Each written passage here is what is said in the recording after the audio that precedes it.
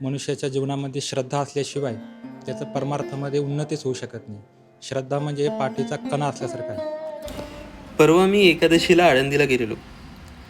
आळंदीला गेल्यावर मनात विचार आला की या एकादशी करता आपण आपल्या ऑडियन्स करता आणि माझ्या मनात स्वतः हा प्रश्न आलेला की आपण ज्यावेळेस शहरात राहतो तर ह्या सगळ्या वातावरणात जगत असताना मनामध्ये श्रद्धा कधीतरी कमी जास्त होत असते. तर अशा वेळी या पांडुरंगा चरणी किंवा माऊलींबद्दल जी श्रद्धा आहे ती दृढ ठेवण्याकरता काय करावं. मला वाटलं आपण बाबांनाच विचारावं. पण बाबांना भेटल्यावर बाबा अचानक म्हटले नाही नाही, काय होतं लोक अजून मग पॉडकास्ट करता वगैरे त्यांच्या मागं लागतात आणि बाबांना तो लोकसंग्रह किंवा लोकेशना तर नको हवी हे स्पष्ट दिसतं. हेच त्या एका साधूचं लक्षण आहे. तसं ज्ञानोबा माऊलींनी मग नामदेव रायांना पुढे केलेलं, तसं बाबा म्हटले की इथे जे शिष्य आहेत त्यांच्यापैकी एकाला सांगतो, ते तुम्हाला सांगतीलच. तर बाबा म्हणतात माझं नको, त्यांचा लोक हो हो तर ते महाराज पण फार संकोचातच होते. पण म्हटलं आज मी ठरवलं होतं, आज तर काहीतरी उपदेश किंवा काहीतरी ठेवा मी आळंदीतनं नेल्याशिवाय राहणार नाही. सो चला. आमच्याकडे काय होतं ना, आमच्या मनात कुतर्क येतात, भगवंताबद्दल भाव नाही निर्माण होत. तुम्ही भाग्यवान आहात, साधू संतांसोबत राहता.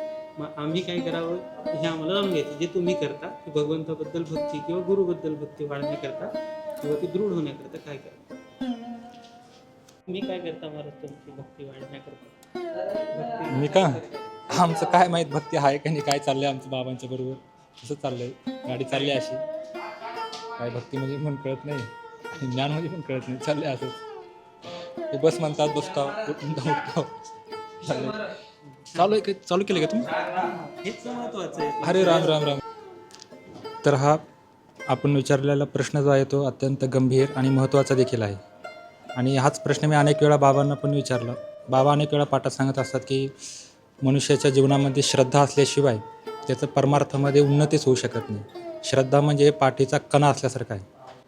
त्याला बाबा अजून एक विशेषण जोडत असतात, फक्त श्रद्धा म्हणून चालत नाही तर निरतिशय श्रद्धा असं म्हणत असतात. म्हणजे श्रद्धा म्हणतल्यासाठी पातिजो न किरीटी. श्रद्धा म्हटली की सर्वांची श्रद्धा असते. जो कोणी माणूस जन्माला आलेला आहे त्याच्या अंतःकरणात श्रद्धा असतेच, परंतु त्या श्रद्धेमध्ये देखील प्रकार पाडलेले आहेत. सात्विक श्रद्धा, राजसी श्रद्धा, तमोगुणी श्रद्धा, असं त्या श्रद्धेमध्ये प्रकार असतात. परंतु इथं जी अध्यात्मामध्ये जी श्रद्धा लागते, जी परमात्म्याची प्राप्ती करून देणारी जी श्रद्धा आहे त्याला ती निरतिशय श्रद्धा म्हणतात. त्याचं लक्षण करत असते असं म्हटलेलं आहे की गुरु वेदांत वाक्येषु इदम इत्थम एव येते आस्तिक्य बुद्धी ही श्रद्धा.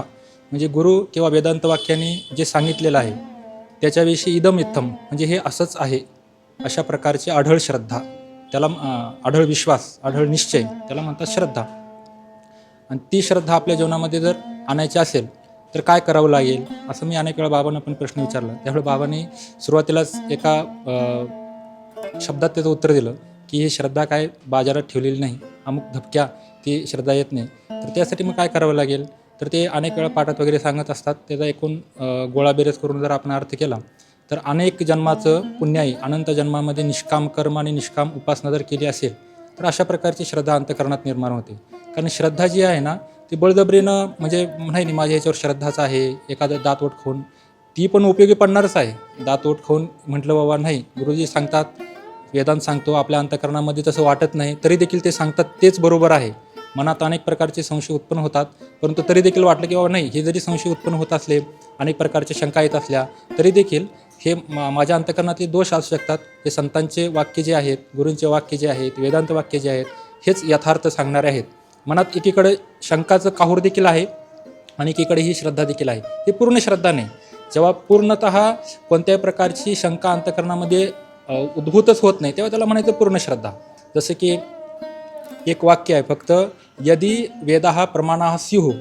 मोठी कथा आहे कुमारिल भट्टांची. तर त्या कुमारिल भट्टांच्यामध्ये आणि बौद्धांच्यामध्ये शास्त्रार्थ झाला. तर ते म्हणलं की वेद प्रमाण आहे ते कशावरून, तर त्यांच्यामध्ये शास्त्रार्थ झाला, त्याच्यामध्ये कुमारिल भट्टाने त्यांना निरस्त केलं. परंतु मग आता करायचं काय, वेद प्रमाण आहेत हे कशावरून, वेद म्हणा तुम्ही वेदानुसार जे काही ग्रंथ आहेत ते प्रमाण आहेत हे कशावरून ठरवायचं.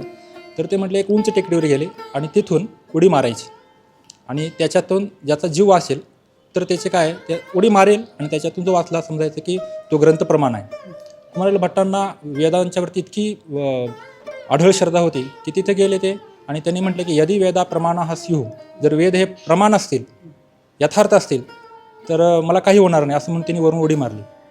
वरून उडी मारल्यानंतर त्यांच्या डोळ्याला आहे ना दुखापत झाली, एका डोळा त्यांचा थोडं जखम झाली.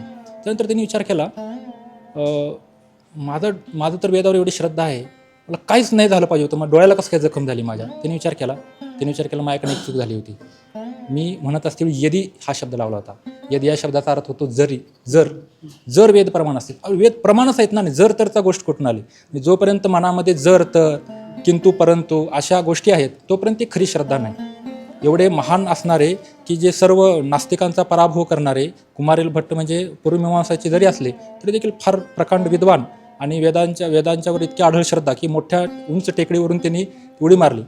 एवढे तरी त्यांच्या ठिकाणी देखील यदी हा शब्द आला. मग त्या शांकर दिग्विजयमध्ये त्याचं विस्तारण वर्ण आलेलं आहे की त्यांनी पुन्हा गेले आणि पुन्हा उडी मारला असं म्हणतात. त्याच्याशी आपलं काय घेणं नाही, पण एवढं आहे की यदी हा देखील शब्द येता कामा नये आपल्यामध्ये. एवढी जर श्रद्धा व्हायची असेल तर त्याच्याकरिता मग शास्त्रामध्ये किंवा उपनिषदामध्ये देखील एक मंत्र आलेला आहे. तो मंत्र मला सध्या उपस्थित नाही, परंतु त्याचा अर्थ साधारण त्याचा भाव असा आहे की अगोदर आपण संतांच्या संगतीमध्ये केली. रामचरितमानसमध्ये देखील आलेला आहे. अगोदर काय केलं पाहिजे, संतांची संगती 9 भक्ती सांगितलेली आहे, त्याच्यामध्ये अगोदर संतांची संगत केली पाहिजे. आपल्या अंतःकरणामध्ये श्रद्धा वृद्धिंगत व्हावी वाटते, भक्ती वृद्धिंगत व्हावी वाटते, तर ते घरात बसून नाही होणार, मनमाने साधन केल्याने होणार नाही. तर ज्ञानोबा सांगतात की संतांची संगती मनोमार्गगती आकळावा श्रीपती येणे पण ते. संतांच्या संगतीमध्ये जर राहिलो आपण, जसं स्वामीजींनी दृष्टांत दिलेलं आहे की एक दिवा प्रज्वलित आहे, दुसरा दिवा प्रज्वलित नाही आहे. आता जर दुसरा दिवा आपल्याला प्रज्वलित करायचा असेल तर काय करावं लागेल, तर जो दिवा विजलेला आहे किंवा लावलेला नाही तो दिवा नेऊन प्रज्वलित असलेल्या दिव्याला लावावं लागेल.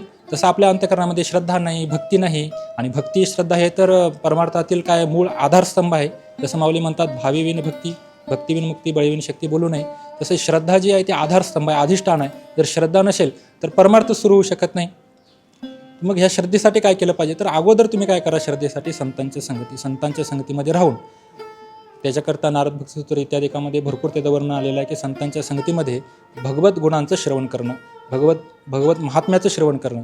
त्याच्यानंतर भगवत महात्म्य, संतांचं महात्म्य, संतांचे चरित्र श्रवण केल्यानंतर आपल्या अनुभवामध्ये एकदा सहज तुम्ही म्हटले अनुभवाची गोष्ट सांगा म्हणून मी एकदा बाबांना हे विचारलं होतं. तर बाबा म्हटले होते की नुसतं हे प्रकरण ग्रंथ जे आहेत, प्रक्रिया जे आहे त्याची रटंती करून चालत नाही, केवळ शब्द पांडित्य मिळवून चालत नाही. त्याच्याकरिता संतांची चरित्र वाचावं लागतात. संतांचे चरित्र आणि मी वाचलं देखील. बाबांनी अनेक वेगवेगळ्या पुस्तकांची नावं घेतली, त्यावेळा त्या पुस्तकांचं मी निरीक्षण देखील केलं. बाबांनी पहिला सांगितलं की बाबा म्हटले की कॉलेजमध्ये असताना रामकृष्ण परमहंसांचा आहे ना एक भक्त लीलामृत म्हणून 2 भागामध्ये त्याचे खंड आहेत. तर ते अनेक वेळा बाबा म्हटले, साधारण मी म्हटलं किती वेळा वाचले असणार, तर म्हटले आम्ही कॉलेज संपलं की तेच आम्ही वाचायचो. तर आम्ही जवळपास मला वाटते ते म्हटले 20 ते 20 वेळा वाचला असणार भक्त लीलामृत. आणि मोठा ग्रंथ आहे, 2 खंडामध्ये शारदानंद स्वामींनी लिहिलेलं. त्यानंतर रामकृष्ण परमहंसाचे अंतरंग शिष्य म्हणून 2 खंडामध्ये आहे. आता बहुतेक 1 खंडामध्ये झालं असेल. त्यांचे 16 भक्त आहेत, काही ब्रह्मचारी भक्त आहेत, काही गृहस्थी भक्त आहेत. त्यांचं देखील चरित्र जे आहे ते देखील मी वाचून काढलं. वेगवेगळे नाग महाशय म्हणून इत्यादी मोठमोठे संत आहेत. तर त्यांचं चरित्र वाचल्यानंतर आपल्या देखील अंतःकरणामध्ये काय 2 प्रकार आहेत. त्याच्यामध्ये साधू संतांनी विचार केलेला आहे. एक तर भगवंताविषयी जर श्रद्धा निर्माण व्हायची असेल, भगवंताचं गुण इत्यादी का आपण जर करता श्रवण केलं तर तितकं आपल्या अंतःकरणाचं उत्थान होताना दिसून येत नाही. कारण का, भगवान म्हणजे काय, ते भगवान आहेत, अवतारी आहेत, ते सर्व शक्तिमान आहेत, ते करू शकतात अशा लीला. त्यामुळे आपल्यापासून आणि त्यांच्यामध्ये फार मोठा एक दुरावा डिस्टन्स दिसून येतो, गॅप दिसून येतो. परंतु जेव्हा आपल्यासारखेच एखादे संत आहेत, एखादे भक्त आहेत, मानव रूपामध्ये आहेत आणि ते अशा प्रकारची कृती भक्ती करू शकतात, ते सदाचारी जीवन व्यतीत करू शकतात, असं जेव्हा आपण पाहतो तेव्हा वाटतं की आपण देखील असं जीवन जगू शकतो. म्हणजे आपल्याशी थेट त्याचा संबंध जोडला जातो. त्यामुळे अगोदर काय केलं पाहिजे, आपण भक्तचरित्र वाचलं पाहिजे. आणि भक्तचरित्र वाचल्यानंतर मग भगवत गुण किंवा भगवत कथा ऐकण्याचा त्याचा अधिकार येतो. मग भगवत कथेविषयी श्रद्धा निर्माण होते. अगोदर त्यामुळं संतांचे चरित्र वाचत राहिलं पाहिजे. संतांचे चरित्र वाचता त्यामुळे अनेक भक्त कल्याण गीता प्रेसमधून भक्तांक आहे, संत चरित्रांक आहे किंवा भक्तलीला आहे.